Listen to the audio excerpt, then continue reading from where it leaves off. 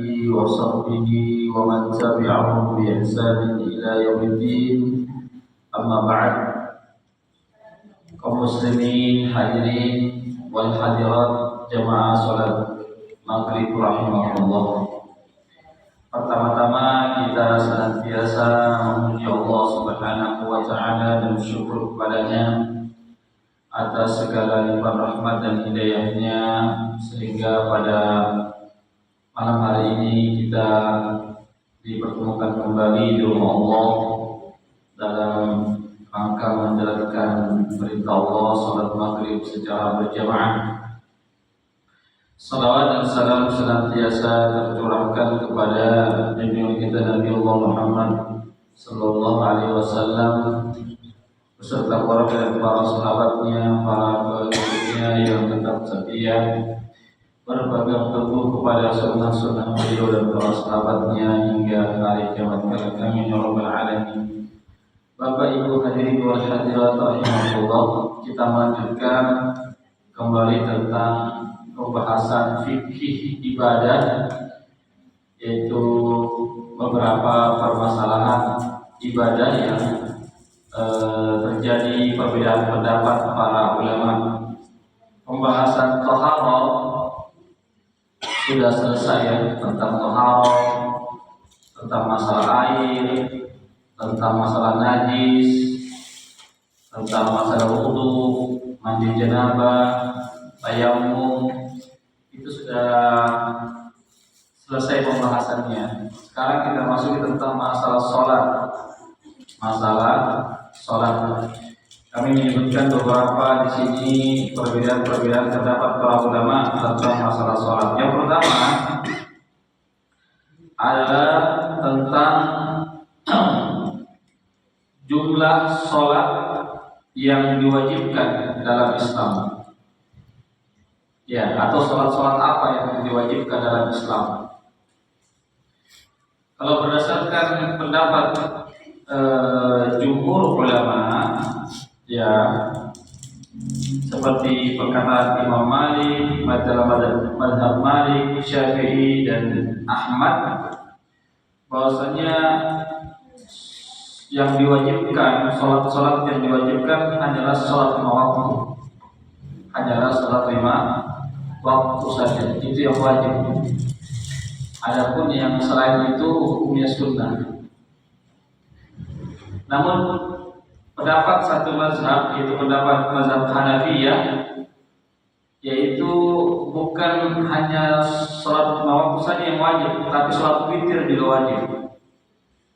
Ya. Jadi dalam mazhab Hanafiyah, Bapak Ibu, ya salah satu juga mazhab yang mu'tabar ya, yang diterima dalam Islam, yaitu mazhab Hanafiyah, salah satunya itu mengatakan bahwasanya witir itu wajib. Ya, berarti kalau orang yang tidak witir berdosa. Yaitu berdasarkan pendapatnya mazhab Hanafiyah. Adapun pendapatnya jumhur ulama, ya seperti mazhab Maliki, Syafi'i, Hambali, witir itu sunnah, tidak wajib. Yang wajib hanya sholat lima waktu. Apa sebab? Ya tentu ada sebab. Ya tentu ada sebab terjadinya perbedaan pendapat. Sebutkan, yaitu karena adanya hadis-hadis yang kontradiksi satu dengan yang lainnya. Ya, kontradiksi satu dengan yang lainnya. Hadis-hadis yang mengatakan bahwasanya yang wajib itu hanya lima waktu saja, sebagaimana yang dikatakan oleh jumhur ulama, ya, bahwasanya ada salah seorang Arab Badui pernah bertanya kepada Nabi Sallallahu Alaihi Wasallam, "Qala lahu khamsu salawatin fil yawmi wal lailah." Ya, maka Nabi mengatakan kepada Arab Badui itu yang wajib itu yaitu melaksanakan sholat lima waktu sehari semalam. Lalu Arab Badui mengatakan, "Hal alayya ghairuha ya Rasulullah?" Apakah ada selainnya yang diwajibkan atas saya? Qala la illa an tatawwa'a.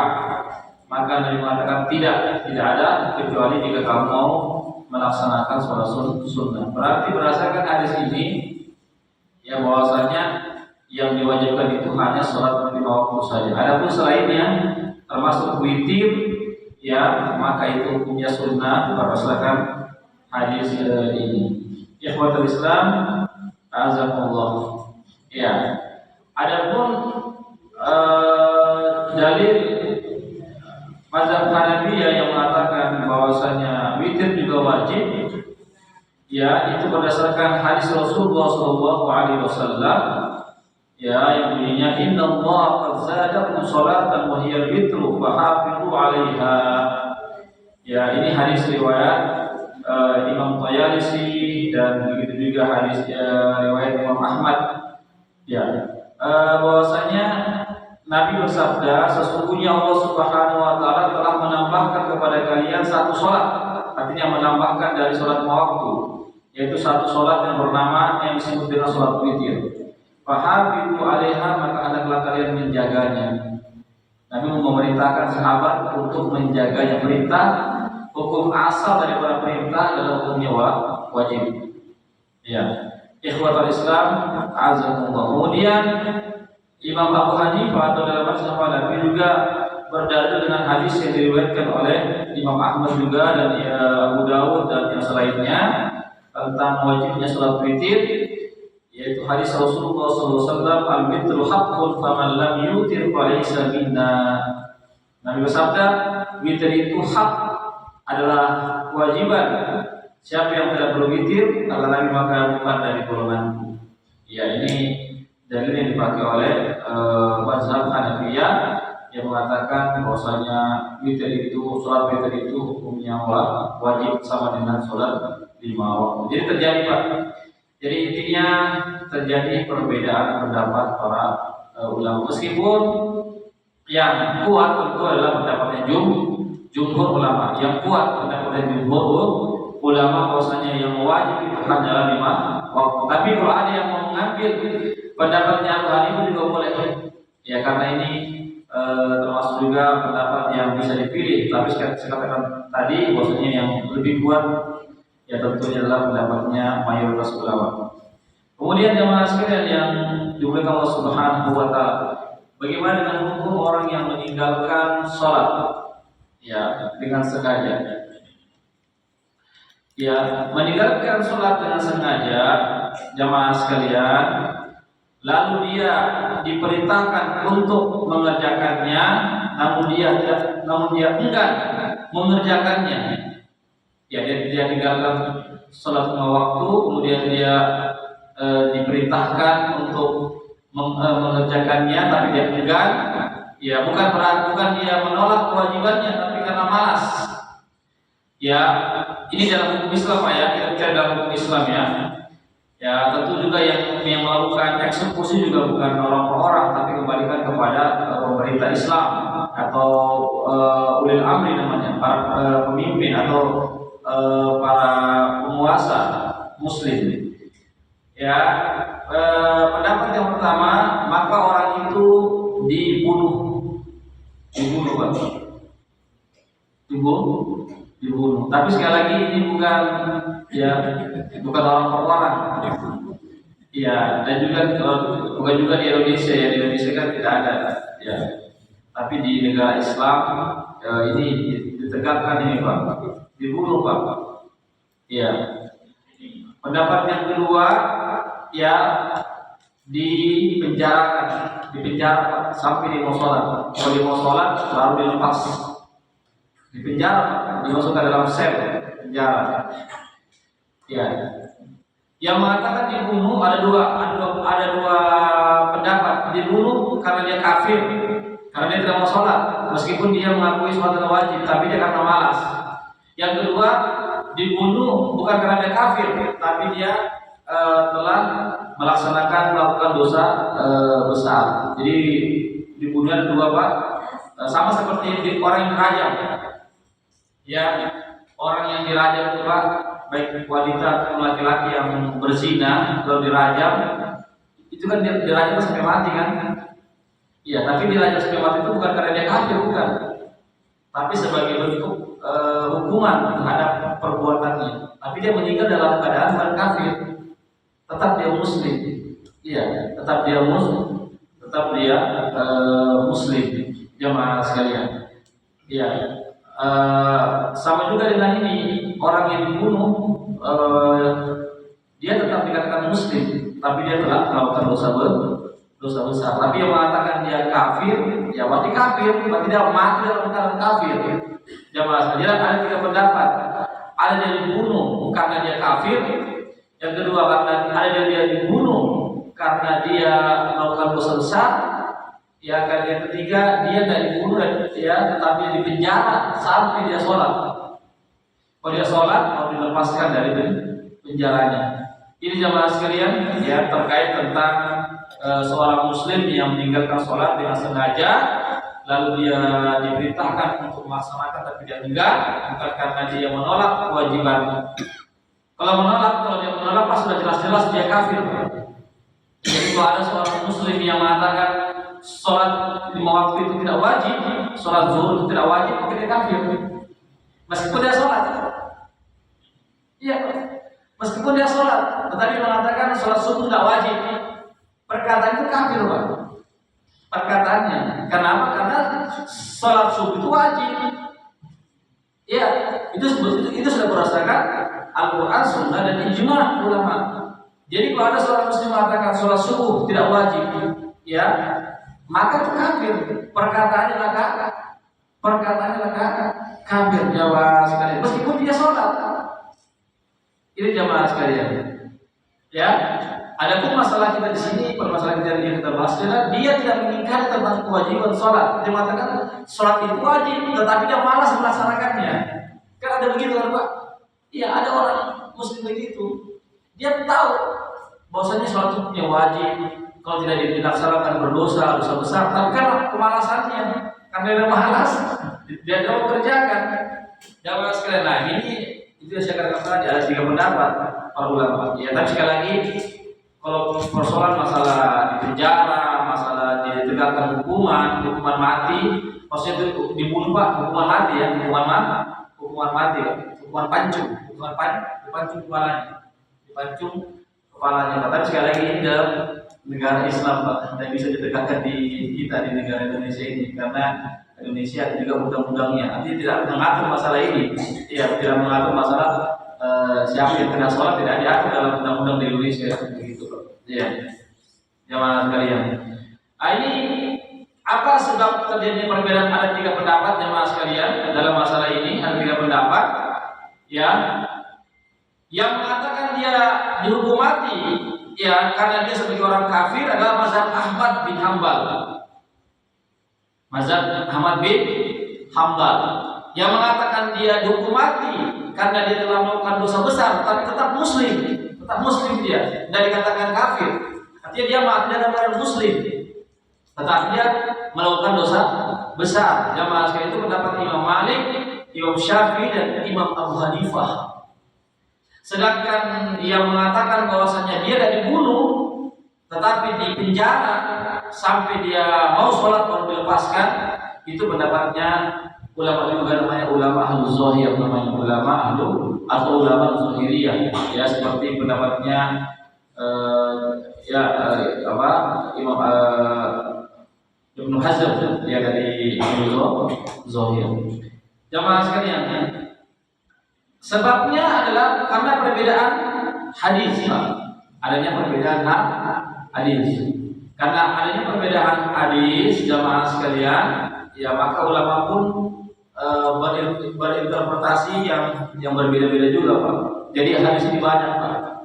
Iya, karena hadis ini banyak sehingga interpretasi berbeda-beda. Ya, tafsiran berbeda-beda. Jamaah sekalian, yang mengatakan dia tidak, jamaah sekalian, yang mengatakan tidak dibunuh atau tidak dihukum mati, ya, jamaah sekalian, cukup cukup dipenjarakan saja berdasarkan hadis ini.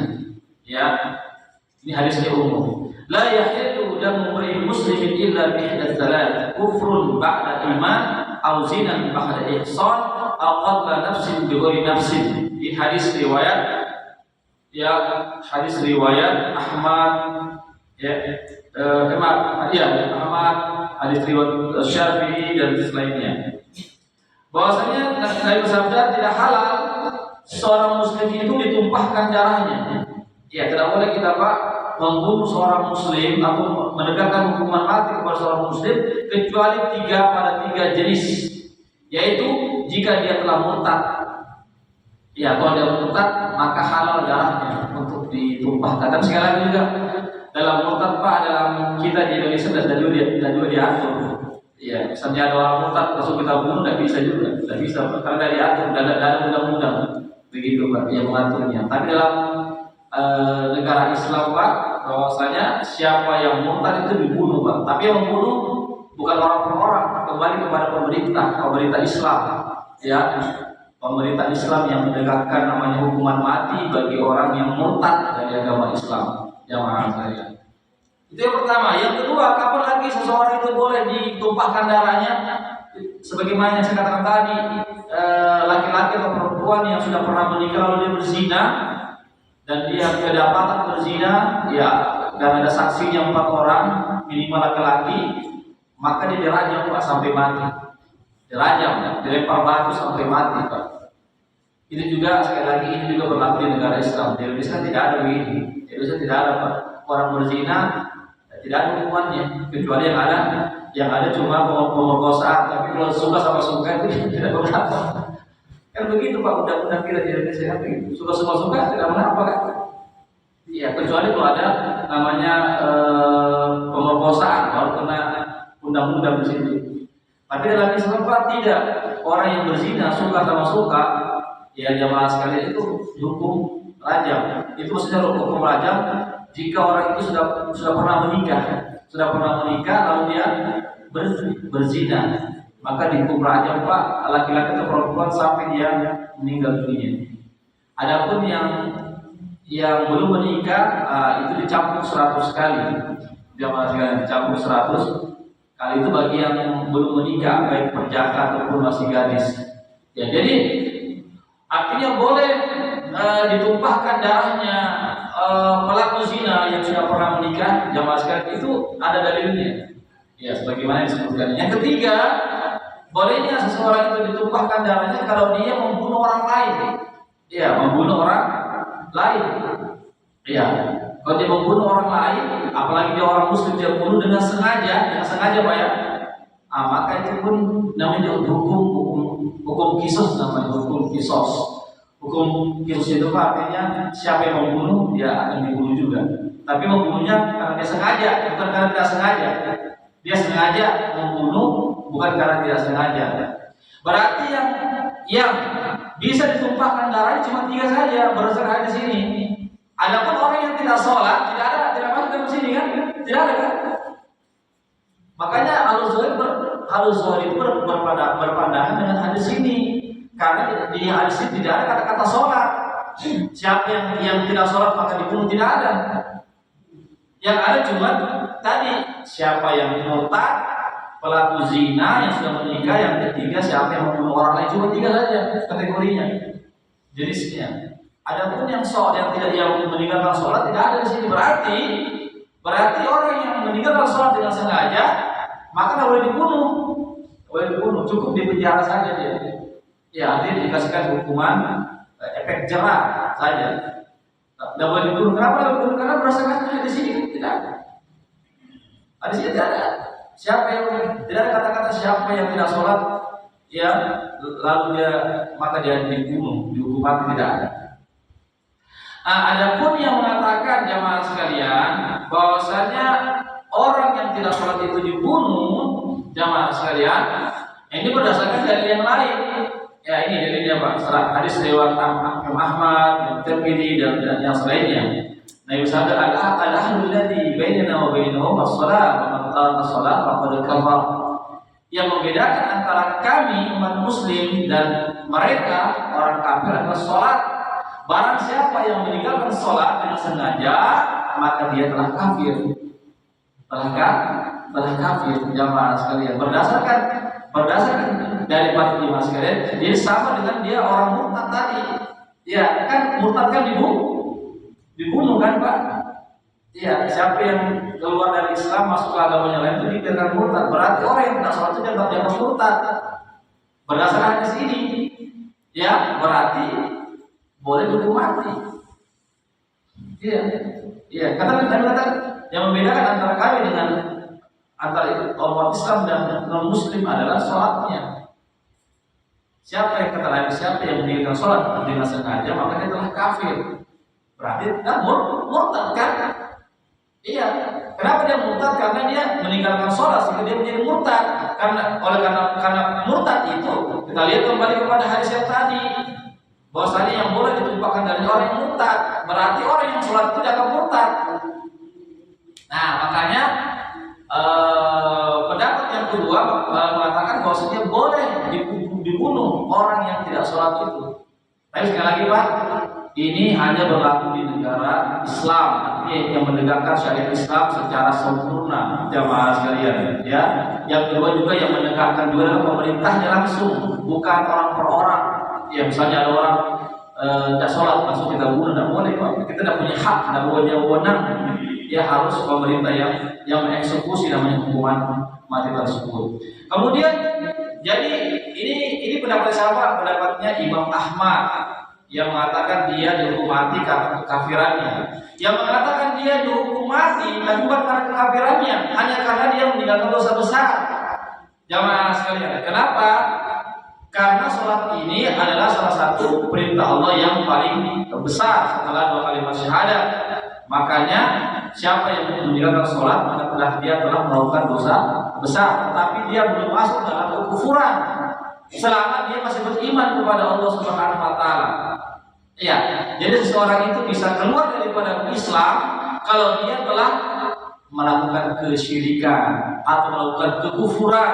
Iya, tetapi sholat ini menurut mereka tidak. Ya, selama dia meyakini bahwasanya sholat itu hukumnya wajib. Ya, kecuali dia mengatakan sholat itu hukumnya tidak wajib, nah maka ini adalah perbuatan kekufuran, kekafiran. Ya, jadi yang mengatakan ini pendapatnya Imam Malik, Syafi'i, dan Abu Hanifah, tetap dibunuh juga, hukum mati, tetapi tidak dikatakan dia kafir, tidak dikatakan murtad jamaah sekalian, tetapi hanya dikatakan dia sebagai pelaku dosa besar. Ini jamaah sekalian. Ya, sebagaimana dia berdalil juga dengan hadis yang lain. Ya, jamaah sekalian. La yazni zani min hina yazni wa huwa mu'min. Wala yasriqu sariq hina yasriq wa huwa mu'min. Ya, tidaklah pezina itu melakukan perzinahan ya dalam keadaan dia beriman, dan tidaklah dia mencuri. Orang yang mencuri itu ketika dia mencuri dia dalam keadaan beriman. Di sini menunjukkan jamaah sekalian bahwasanya perbuatannya itu adalah bukan perbuatan dia dikatakan kafir, tapi hanya salah satu perbuatan kafir. Ya, bukan dia dikatakan sebagai perbuatan, arti dikatakan sebagai orang kafir, tapi salah satu perbuatannya adalah perbuatan kekafiran. Apa itu perbuatan kekafiran? Berzina, itu perbuatan kekafiran. Mencuri, perbuatan kekafiran, tetapi dia tidak dikatakan sebagai orang yang kafir, jamaah sekalian. Ini permasalahan yang kedua. Ya, kemudian yang berikutnya kita masuki jamaah sekalian tentang masalah ya tentang masalah sholat isya, jamaah sekalian. Masalah sholat di isya, tentang kapan berakhirnya waktu sholat isya. Ya, kapan berakhirnya waktu sholat isya. Di sini ada 3 pendapat. Ada yang mengatakan berakhirnya waktu sholat isya itu yaitu pada sepertiga malam pertama. Sepertiga malam pertama. Ya, pendapat yang kedua mengatakan berakhirnya sholat isya itu pada seperdua malam. Ya, atau di tengah malam. Ya, kalau sekarang kan jam 12 ya. Jam 12 itu kalau sepertiga malam ya kurang lebih jam 10-an ya. Jam 10-an sepertiga malam. Ada yang mengatakan bahwasanya akhir dari sholat isya itu yaitu sampai terbitnya waktu fajar. Sampai terbitnya waktu fajar. Jadi ada 3 pendapat Pak ya yang mengatakan kapan berakhirnya waktu sholat isya. Kan sholat isya juga boleh ditunda, boleh diakhirkan jamaah sekalian. Tapi yang afdal itu boleh ditunda kalau kita berjamaah. Maksudnya sholat berjamaah di sebuah masjid misalnya atau sebuah musola. Tapi kalau kita sholat sendiri-sendiri ya tetap yang afdal itu di awal waktu. Kemudian kapan boleh kita mengakhirkan waktu sholat isya itu cuma hanya 3 pendapat sini, yaitu sepertiga malam pertama, ada mengatakan di tengah malam, ada yang mengatakan sampai terbitnya sampai terbitnya waktu fajar. Jamaah sekalian, ini disebutkan ya yang mengatakan boleh kita akhirkan sholat isya itu sampai sepertiga malam, kurang lebih jam 10 malam ya kalau sekarang ini. Sebab itu berdasarkan hadis Jibril, yang mana Jibril pernah sholat dengan Nabi di hari yang kedua itu pada sepertiga malam. Ya kan awalnya kan Jibril sholat bersama Nabi di Mekah itu di hari pertama itu pada di awal malam setelah sholat maghrib. Ya sekarang sebenarnya sekarang ini ya, sekarang kan sholat isya jam berapa ya? Katakanlah sekarang sholat isya jam 7.15 misalnya. Ya, berarti begitu kurang lebih Jibril sholat bersama Nabi sekitar segitu. Ya, kemudian di hari yang kedua Jibril kasih mundur waktunya. Ya kurang lebih kalau sepertiga malam ya kurang lebih jam 10 atau setengah 10. Ini menunjukkan bahwa sholat isya itu boleh dimundurkan waktunya sampai sepertiga. Ada juga ulama mengatakan tidak sampai setengah malam. Ya setengah malam baru sampai jam 12. Artinya jam 12 masih bisa kita melaksanakan sholat isya. Sebagaimana hadis Nabi, ya akhir Nabi sallallahu alaihi wasallam sholat isya ila nisfil lail. Bahwasanya Nabi kita Muhammad sallallahu alaihi wasallam itu pernah mengakhirkan sholat isya sampai tengah malam. Ya Nabi pernah sholat isya di tengah malam, baru Nabi sholat isya. Tentu bersama dengan sahabatnya, bukan sholat sendirian. Berarti pernah Nabi sholat isya jam 12 malam. Iya, kurang lebih begitulah. Nanti tengah malam. Kemudian pendapat yang ketiga yang mengatakan boleh sholat isya itu dikerjakan sampai masuknya waktu fajar. Jamaah sekalian, ini juga berdasarkan dalil Abi Qatadah, "Laisa tafridu fi naumi inna tafridu an tu'akhkhira shalat hatta yadkhula waqtu ukhra." Ya, bukanlah orang yang lalai dalam sholatnya itu ya ketika dia ketiduran dari sholatnya, tetapi jika dikatakan lalai apabila dia mengakhirkan sholatnya sampai masuk waktu sholat berikutnya. Ya, artinya selama belum masuk waktu sholat subuh, maka sholat isya masih bisa dikerjakan. Dianggaplah sholat subuh sekarang misalnya jam 5, misalnya jam 5 tepat. Berarti sebelum jam 5, bukan jam 5 kurang 5 menit, masih bisa dilaksanakan sholat isya. Berdasarkan hadis ini, Pak, jamaah sekalian. Jadi kesimpulannya hati jamaah sekalian, terjadi perbedaan pendapat para ulama tentang waktu berakhirnya sholat jamaah sekalian sholat isya. Kemudian jamaah sekalian yang dimuliakan Allah Subhanahu wa taala, ya yang kami akan jelaskan juga di sini ya adalah tentang hukum azan ya, hukum azan. Apakah azan itu wajib atau sunnah? Azan. Ya di sini disebutkan ya ada beberapa pendapat sini. Ada yang mengatakan azan itu hukumnya wajib dikerjakan di masjid-masjid untuk dilaksanakan sholat berjamaah.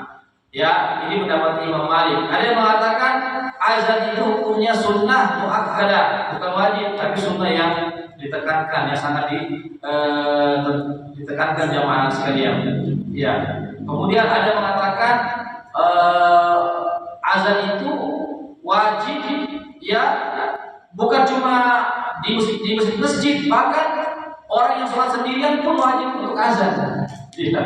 Orang yang sholat sendirian pun wajib azan. Seandainya dia sholat sendirian ya ada juga ulama mengatakan ya azan itu ya diwajibkan baik dalam keadaan safar ya yang ingin berjamaah ataupun dalam keadaan yang tidak safar, jamaah sekalian. Kemudian ada yang mengatakan yang diwajibkan itu hanyalah ketika orang berjamaah dalam keadaan safar. Ini jamaah sekalian. Jadi banyak ya sini perbedaan pendapat para ulama tentang hukum azan, ya hukum azan. Ya, di sini jamaah sekalian, ya, dalam sebuah hadis Rasulullah SAW, Nabi sabda, "Idza kuntuma bisafar fa'adzina wa aqima." Apabila kalian dalam keadaan safar, maka hendaklah kalian memandangkan azan, jamaah sekalian. Kemudian ada hadis Rasulullah SAW, jamaah sekalian, yang bunyinya, anna Rasulullah SAW karena idza sami'a nida lam yughir wa idza lam yasmahu Allah. Maksudnya Nabi kita Muhammad SAW apabila mendengarkan suara azan di sebuah kampung daerah, maka beliau tidak menyerangnya, tidak memeranginya. Tetapi jika beliau tidak mendengarkan azan di sebuah kampung itu, maka beliau memerangi. Ini menunjukkan bahwasanya masjid-masjid itu yang ada di kampung-kampung, di kota-kota itu harus dikumandangkan azan. Jamaah sekalian, harus dikumandangkan azan. Ini menunjukkan bahwasanya azan itu diwajibkan bagi orang-orang yang ingin melaksanakan sholat berjamaah.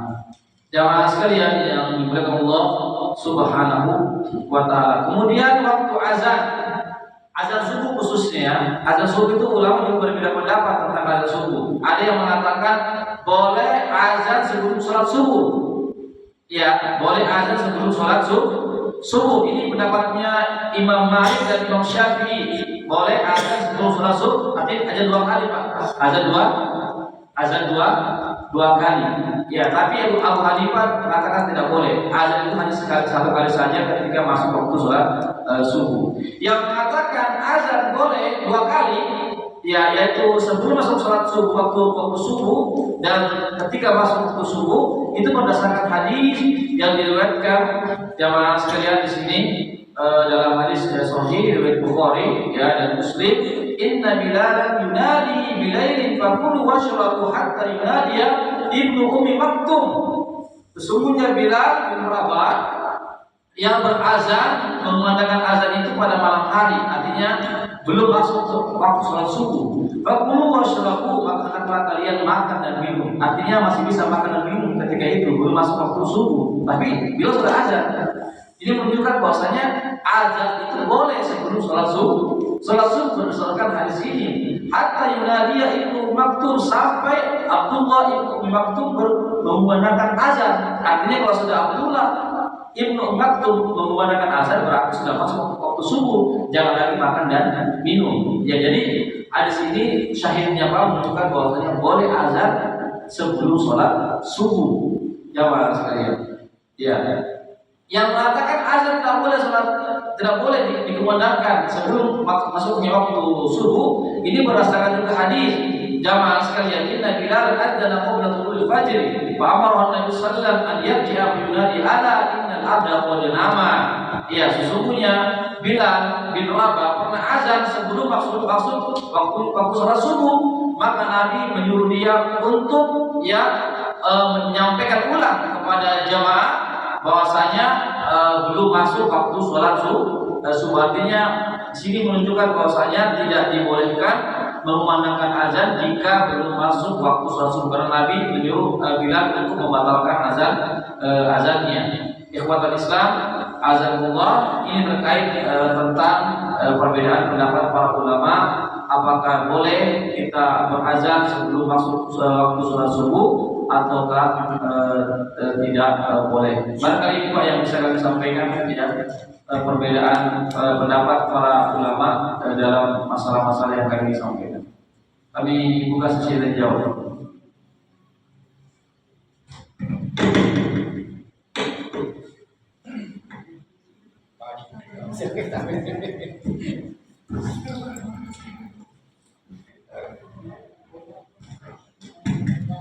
Terima kasih. Assalamualaikum warahmatullahi wabarakatuh. Kita ini menyadari bahwa banyak sebenarnya sholat lima waktu dulu yang belum ada, banyak tidak dikerja dulu Pak Ustaz. Mungkin dulu itu belum sholat lima waktu, belum bisa ada. Jadi pertanyaan saya, bagaimana caranya menutupi itu kekurangan salat kita Pak Ustaz yang dulu-dulu? Karena saya di tanah suci sama teman, dia perbanyak banyak sholatnya kita di Masjidil Haram karena dia bilang menutupi dulu sholat-sholat yang dulu yang tidak dikerjakan. Pernah juga saya dengan cara bahwa kalau Ramadan lagi perbanyak sholat sunnah, karena itu sholat sunnah jadi wajib, menjadi nilai wajib. Yang kedua, masalah witir Pak Ustaz. Waktunya sebenarnya witir ini apa bisa sebelum tidur atau sudah bisa sholat tahajud. Pernah juga saya dengar bahwa tiap malam itu minimal witir 1 rakaat. Kalau misalnya tidak sempat sholat tahajud, setiap barangkali Assalamualaikum warahmatullahi wabarakatuh. Langsung lagi. Ya. Yang pertama tentang seseorang yang meninggalkan sholat, Pak ya. Sudah dari tahu sudah berapa tahun itu sholat dia sebelum sadar, sebelum bertobat. Iya. Iya. Bagaimana caranya Pak? Caranya untuk bertobat begitu? Menutupi ya. Itu yang terjadi perbedaan pendapat para ulama Pak. Ada yang mengatakan ya harus diganti. Kalau misalnya anggaplah kita tinggalkan sholat 5 waktu selama 5 tahun, ya kita kali itu Pak. 5 waktu kalikan 30 hari dikalikan 5 tahun, kira-kira itu. Itu ada begitu. Jadi bagaimana cara menggantinya? Ya bisa, misalnya habis sholat subuh misalnya dikodok lagi berapa misalnya. Kemudian habis sholat zuhur dikodok lagi berapa. Begitu Pak. Ada ulama mengatakan demikian. Ya. Ya karena apa? Ya tadi karena itu kewajiban yang tidak boleh ditinggalkan. Artinya ibaratnya utang yang harus dibayar. Utang kita kepada Allah yang harus kita bayar. Jadi mengkodoknya begitu. Bukan mengkodoknya dengan sholat sunnah Pak. Sholat sunnah tidak bisa menggantikan sholat fardu Pak. Meskipun di bulan Ramadan, meskipun di Masjidil Haram kita sholat, tidak bisa menggantikan Pak. Sholat sunnah tetap sholat sunnah. Betul ada hadis bahwasanya sholat sunnah yang kita kerjakan di bulan Ramadan itu pahalanya Pak. Pahalanya, tapi bukan menggantikan kedudukannya, beda. Ya, pahalanya sama dengan pahala wajib, tapi mengganti kedudukan wajib itu beda Pak. Artinya yang wajib tetap harus digantikan dengan yang wajib, yang sunnah digantikan dengan yang sunnah, begitu Pak. Ya, jadi salah juga orang kalau mengatakan, ya kalau gitu saya ganti saja di bulan Ramadan karena sama pahalanya dengan tidak Pak. Betul pahala itu dapat pahala wajib, tetapi tidak bisa kita menutupi tadi sholat wajib yang kita tinggalkan. Sholat wajib yang ditinggalkan harus diganti juga dengan sholat wajib. Iya, begitu Pak. Ya sama juga dengan dengan di Masjidil Haram. Tetap diganti satu. Meskipun pahalanya berbeda kan. Satu kali kita sholat Masjidil Haram sama dengan 100.000 kali ya. Iya, 100.000 kali pahalanya dibandingkan sholat di luar. Tapi kok tetap kita ganti sama berapa kali kita tidak pernah sholat harus sama juga. Iya, jangan kita kalau gitu saya satu karena sampai 100.000 kali. Tidak bisa Pak. Iya, jadi beda. Itu pendapat yang pertama yang mengatakan harus diganti. Tobat tidak cukup, menyesal tidak cukup, harus diganti. Ya, pendapat yang kedua mengatakan tidak mesti diganti, tidak wajib diganti. Cukup bertobat saja, tobat dan Rasulullah menyesal, berjanji, ya tidak lagi mengulanginya. Itu saja Pak. Jadi tidak perlu diganti sampai 5 tahun dikali 5 dikalikan. Tidak perlu Pak. Iya, jadi cukup Pak, menyesal saja, tidak lagi melakukannya. Kata ulama, insya Allah diterima tobat Pak. Tidak perlu diganti sampai ribuan kali, tidak perlu Pak. Sekarang Bapak terserah mau pilih mana. Semuanya ada dalilnya dari pendapat para ulama. Ya, tentu Bapak yang cari yang ringan-ringan kan? Kalau dikali 13 tahun, Iya, silakan Pak. Itu Pak, ya karena yang berbicara ini ulama juga ya. Artinya pendapatnya juga pendapat yang kuat juga Pak, begitu. Ya, yang kedua apa lagi Pak? Witir. Sholat witir Ustaz. Iya, apa gimana soal pertanyaan Pak? Misalnya bisa kita witir sebelum tidur Ustaz. Oh gitu. Atau misalnya tidak sempat ke sholat tahajud, bisa diwitir mau saja. Iya. Jadi tentang apakah boleh witir saja tanpa tahajud, itu memang terjadi perbedaan pendapat para ulama. Tapi kalau pendapat tiga mazhab, Syafi'i, Hanafi, Hambali boleh, witir saja boleh. Jadi bapak boleh misalnya sebelum tidur bapak langsung witir. Anggaplah habis sholat isya sebentar, ya, habis sholat isya sebentar, bapak boleh langsung witir. Boleh witir di rumah sebelum tidur atau langsung witir setelah itu boleh. Setelah sholat sholat isya, sholat sunat isya langsung witir satu rakaat boleh, atau nanti pas sudah mau tidur baru witir boleh. Ya, itu dibolehkan oleh tiga mazhab. Imam Malik tidak boleh. Imam Malik katakan witir itu harus didahului dengan sholat tahajud dulu atau sholat malam minimal 2 rakaat. 2 rakaat dulu sholat malam baru witir. Satu rakaat witir minimal 1 rakaat. Itu pendapat Imam Malik. Tapi pendapat jumhur ulama mengatakan boleh, meskipun cuma witir saja, tidak ada sholat malamnya, tidak ada tahajudnya, boleh. Yang kedua, sholat witir itu boleh dikerjakan sebelum tidur, boleh juga setelah tidur. Ya, boleh Pak. Sebagaimana Nabi berpesan kepada Abu Hurairah. Abu Hurairah itu jamaah sekalian, biasanya beliau itu sholat witir sebelum tidur. Kenapa? Karena beliau ini selalu merojah hadisnya Pak, selalu dia hafal hadis itu di malam hari. Makanya dikhawatirkan ketiduran. Makanya kata Nabi, hendaklah kamu witir sebelum tidur. Begitu Pak. Sama juga dengan Abu Bakar. Abu Bakar itu Pak biasanya Pak dia witir sebelum tidur. Beda dengan Umar. Kalau Umar itu Pak dia witirnya nanti setelah dia bangun tahajud baru dia witir. Intinya witir itu boleh sebelum tidur dan setelah tidur.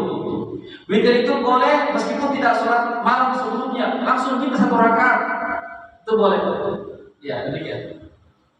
Ya Pak Nasir tadi boleh pegang ya silakan.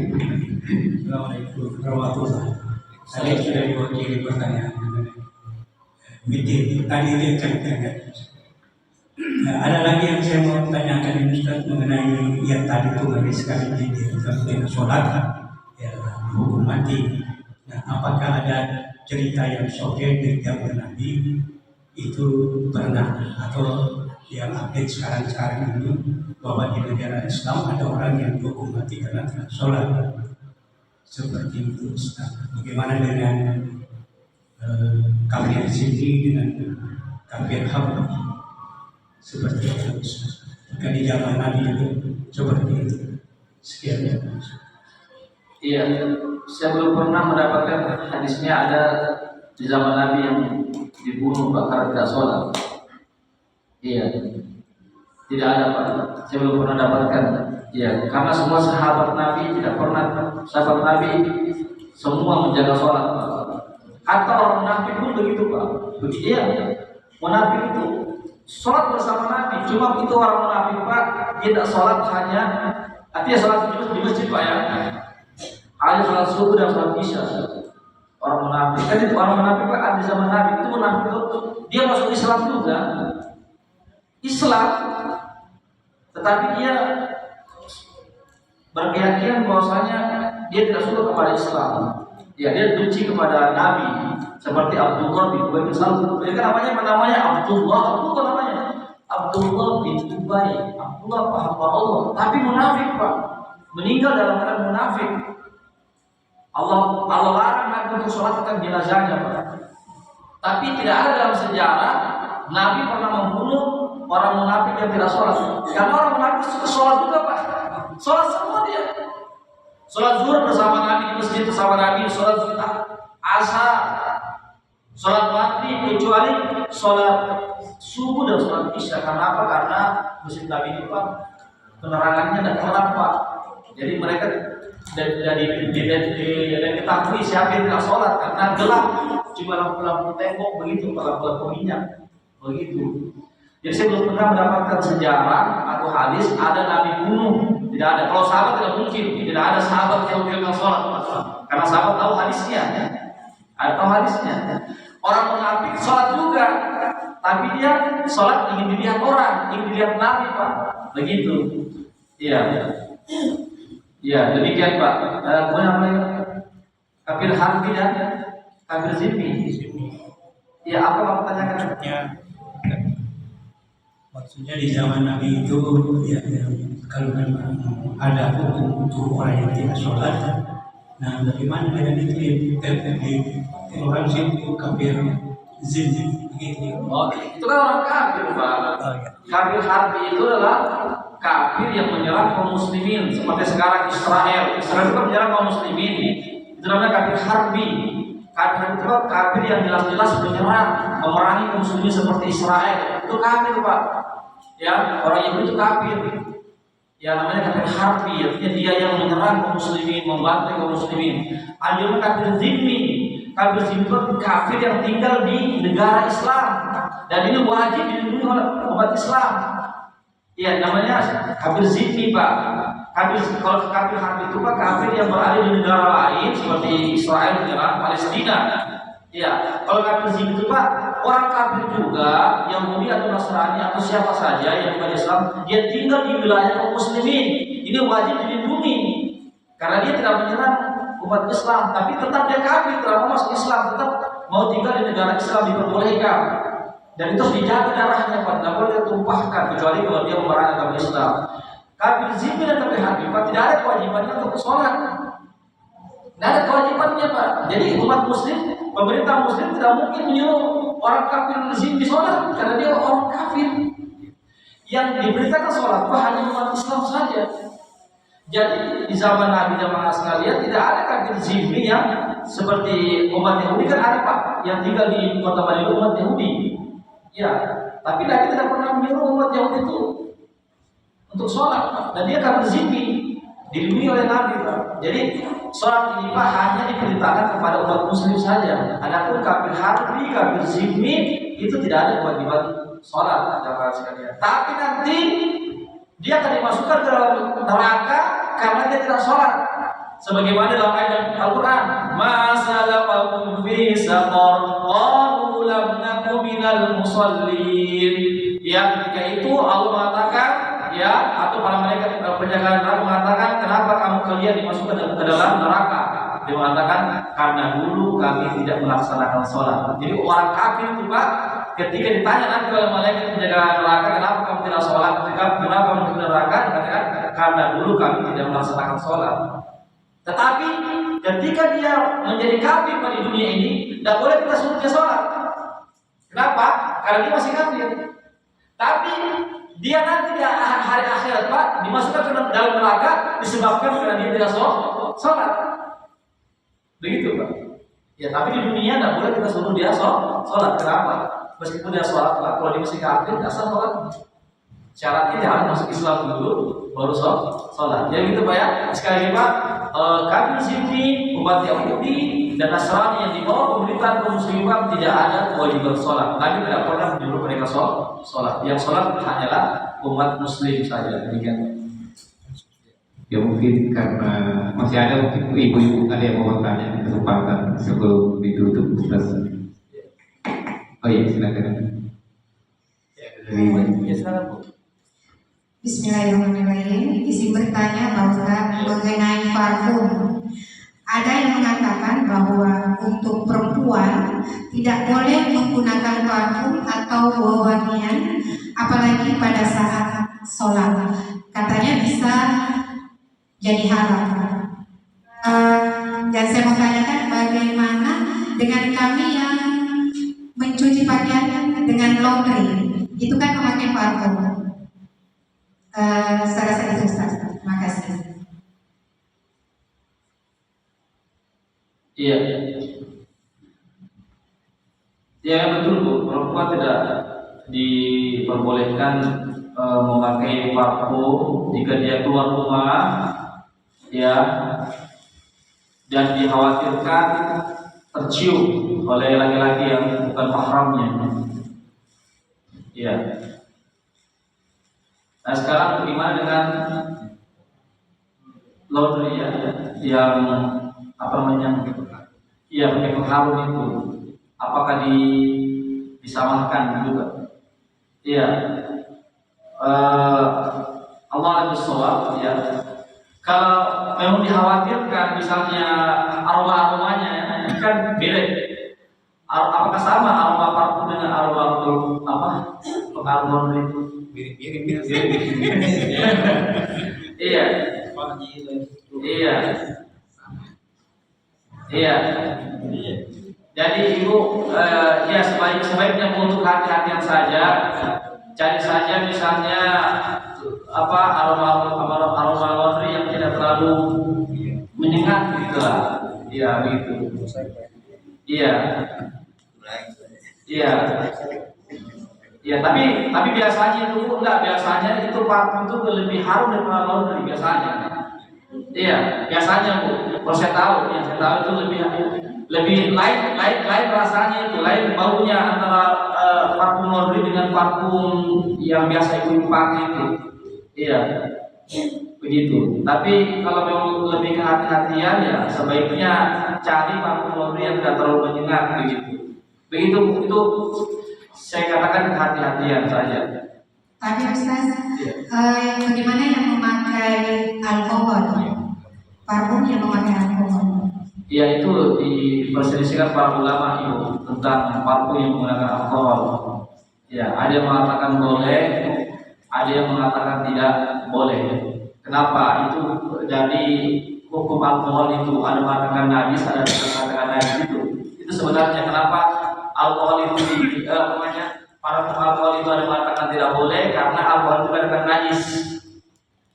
Dikatakan najis alkohol, ya itu najis, ya karena dia najis maka tidak boleh dipakai. Tapi ada yang mengatakan alkohol itu tidak najis, alkohol itu hanya diharamkan saja karena alkohol itu memabukkan kalau diminum, tapi dia tidak najis. Jadi sekali lagi Bu, ini perbedaan pendapat para ulama dan dua-duanya kuat. Jadi ibu silakan saja mau ambil pendapat yang mana. Dia mau mengatakan alkohol tidak boleh karena dia najis, atau ibu pendapat mengatakan tidak mengapa. Ya karena alkohol tidak najis. Yang mengatakan alkohol itu tidak najis, dia adalah ulama seperti Syekh Utsaimin. Ulama besar juga di Saudi Arabia, alkohol tidak najis. Syekh bin Baz juga. Ya, ulama ya. Banyak ulama yang lainnya. Tapi sekali lagi ini perbedaan pendapat para ulama. Ya, demikian. Ya. Ya, karena waktu Ustaz ini segera menarik untuk diskusi lagi. Waktu sudah masuk ya. Ya, demikianlah terima sekalian apa yang bisa saya sampaikan. Mohon maaf atas segala kekurangannya. Kami akhiri dengan membaca doa penutup majelis. Subhanallah bihamdik asyhadu an la ilaha illa anta astaghfiruka wa atubu ilaik. Wassalamualaikum warahmatullahi wabarakatuh.